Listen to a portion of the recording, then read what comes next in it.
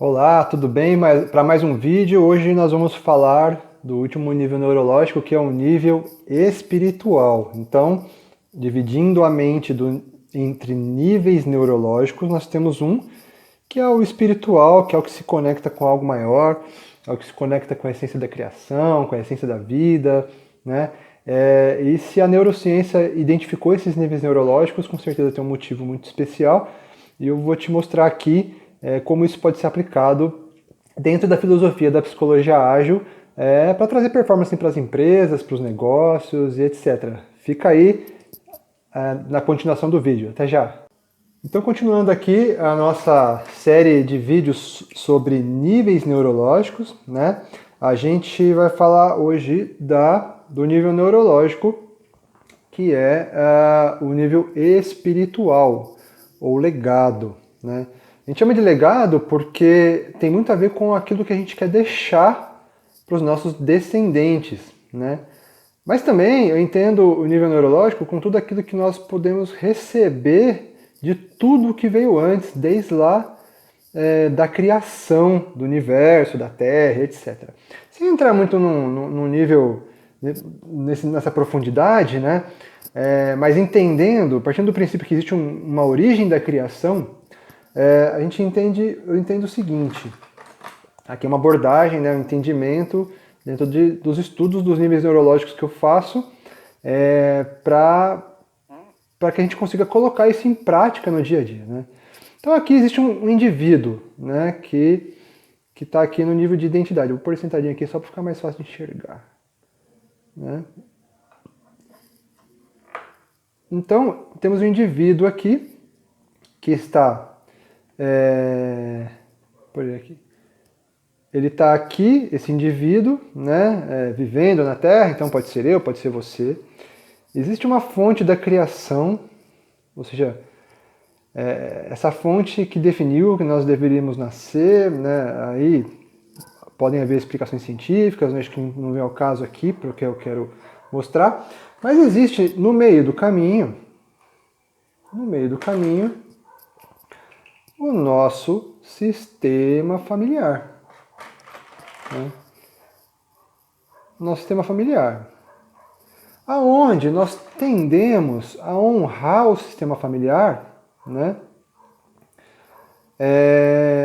Sem muitas vezes nos preocupar ou olhar para a fonte, né? Para a fonte da criação, do motivo pelo qual a gente está aqui hoje. Né? Então o que acontece? Imagina que eu fui aqui criado para ser um empreendedor, mas o meu sistema familiar fala assim: não pode ser empreendedor, dinheiro é a raiz de todo mal, empreendedorismo, as pessoas quebram, é muita responsabilidade para você, blá blá blá blá blá blá blá. Né? O que tende a acontecer com esse indivíduo que recebe essa pressão do sistema familiar? Ele tende a honrar. Só que se a pressão que o sistema familiar exercer não estiver alinhada com a identidade dessa pessoa, essa pessoa tende a sofrer.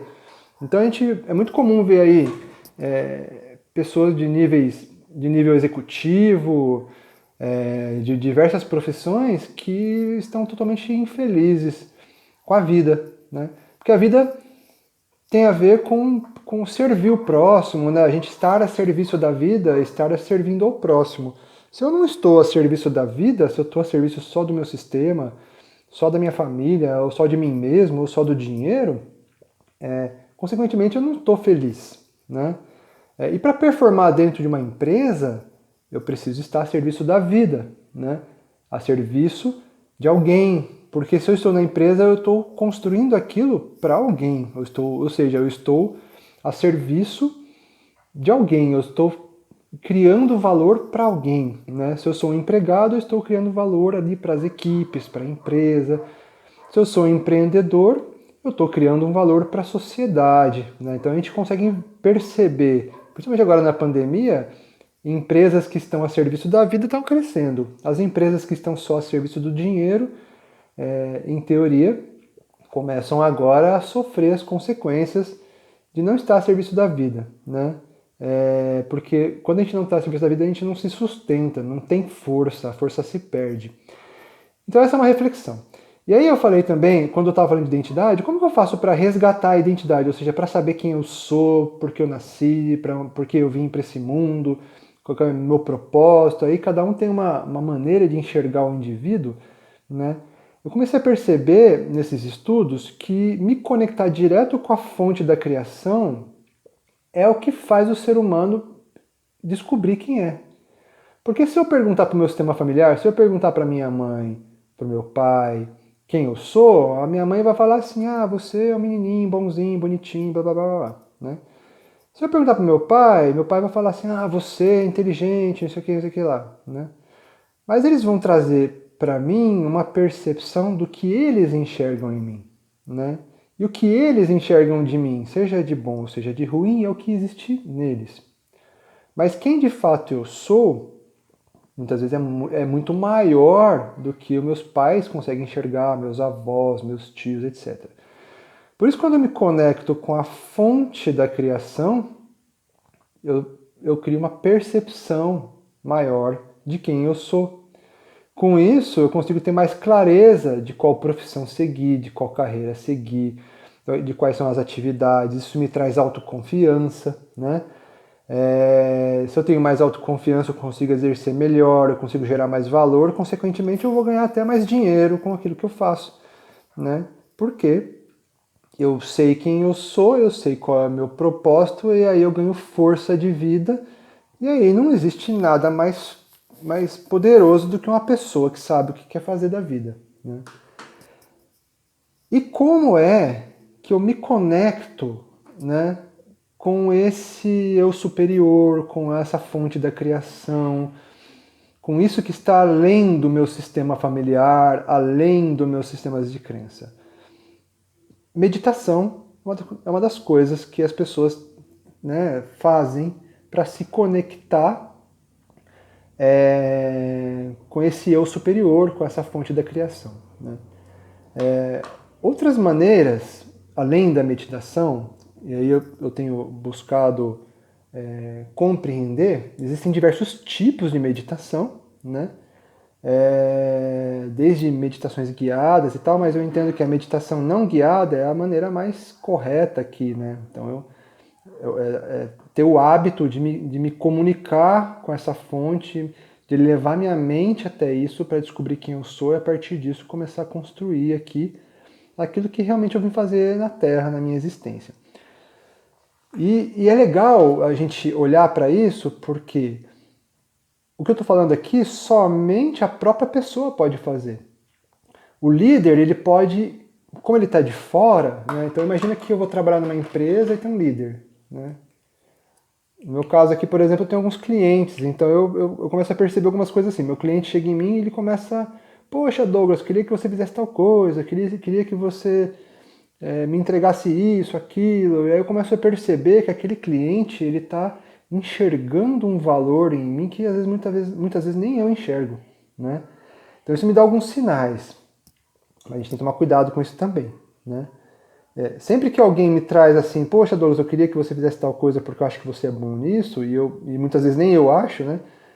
Eu medito na minha fonte da criação aqui para ver, poxa, se realmente isso está alinhado comigo, né? Então uma das formas é pessoas de fora enxergando coisas em mim que eu não enxergo, né?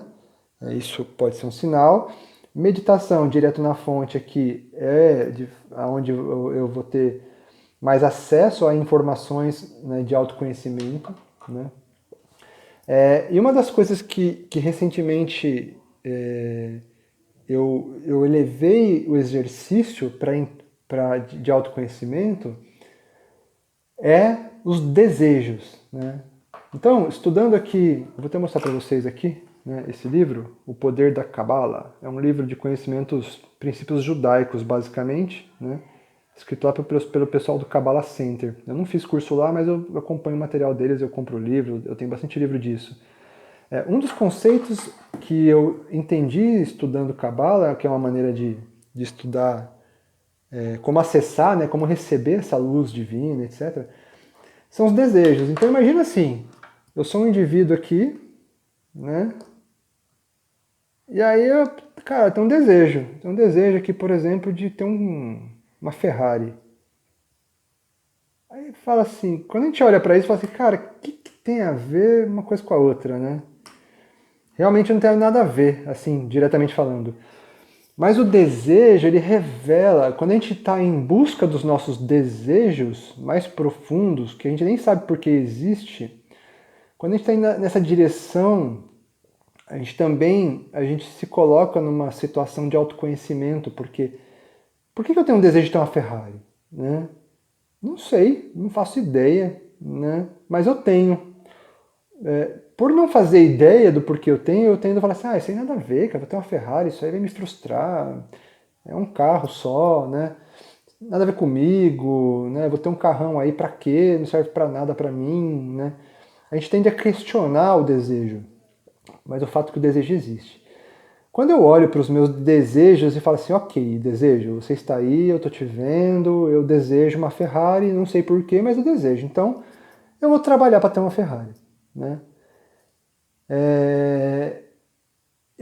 Essa jornada para conquistar os desejos me coloca naturalmente num caminho de autoconhecimento. Então eu comecei a perceber, estudando Cabala, que o desejo é uma ferramenta poderosíssima de autoconhecimento, porque se eu tenho um desejo de ser palestrante, se eu tenho um desejo de ter uma Ferrari, se eu tenho um desejo de, sei lá, de construir instrumentos musicais, né? Não importa qual desejo, eu falo assim, poxa, isso aí não tem nada a ver comigo, eu não vou ganhar dinheiro com isso, né? Eu vou lá e faço. Por exemplo, eu já tive desejo de fazer bijuteria, eu vou lá e fiz uma lá, né? Aí eu percebi todo um processo de construção, né, de criatividade para fazer aquilo, que depois eu nunca mais fiz, mas aquilo me trouxe, né, uma jornada de autoconhecimento ali que foi válida para eu me conhecer, né, supondo que eu busque aquele desejo me observando. Né? Então, os níveis neurológicos eles têm um papel fundamental para que o indivíduo ele se alinhe, né? Ele se alinhe com a fonte da criação, com a identidade dele, e aí ele construa crenças, porque crença é construído, né? Crença a gente constrói com a história. Se eu comi manga e me fez mal, manga com leite fez mal, eu vou falar que manga com leite faz mal. Se eu comi manga com leite e foi gostoso, eu vou falar que é bom. E aí a crença tem muito a ver com a nossa experiência. Né? Muitas vezes a crença ela é imposta por alguém mais velho, né? Você tem que acreditar nisso, você tem... Né? E aí a gente acaba acreditando porque foi imposta, mas no final das contas tem a ver com uma experiência, tem a ver com uma situação atrelada a uma emoção que foi gerada ali, e aí eu passo a acreditar que aquilo é verdade ou que aquilo é mentira. E se eu tenho esse alinhamento espiritual com a minha identidade aqui, e eu consigo me lidar com a pressão que o meu sistema familiar gera em cima de mim, eu consigo alinhar melhor as crenças, alinhar melhor quais capacidades eu tenho que desenvolver, supondo que tem alguma que eu ainda não tenha, quais comportamentos são mais aderentes a esse alinhamento e depois em quais ambientes eu devo estar, né? Ou como eu devo reagir aos ambientes com base nesse alinhamento aqui. Isso vai nos colocar num flow de vida, num fluxo, onde quando eu estiver num ambiente eu sei como reagir, então se o ambiente é hostil eu tenho uma reação alinhada com a minha identidade, né? Eu desenvolvo comportamentos alinhados, ou seja, a gente se liberta de comportamentos, crenças e reações que não tem a ver com a nossa identidade e aí, consequentemente, a gente fica feliz, né? Quando a gente se comporta num ambiente. Se eu estou num ambiente hostil e eu me comporto de uma maneira X, e essa maneira como eu me comportei num ambiente hostil, para me defender de repente, estiver alinhada com tudo isso, eu vou sair daquilo bem. Por que quando a gente está num ambiente hostil a gente sai mal? Né? Porque a gente não reage de acordo com a nossa essência. Né? Então, é isso que eu queria mostrar para vocês. O sétimo nível neurológico é um nível que a neurociência identificou no cérebro, ou seja, que existe uma conexão sim,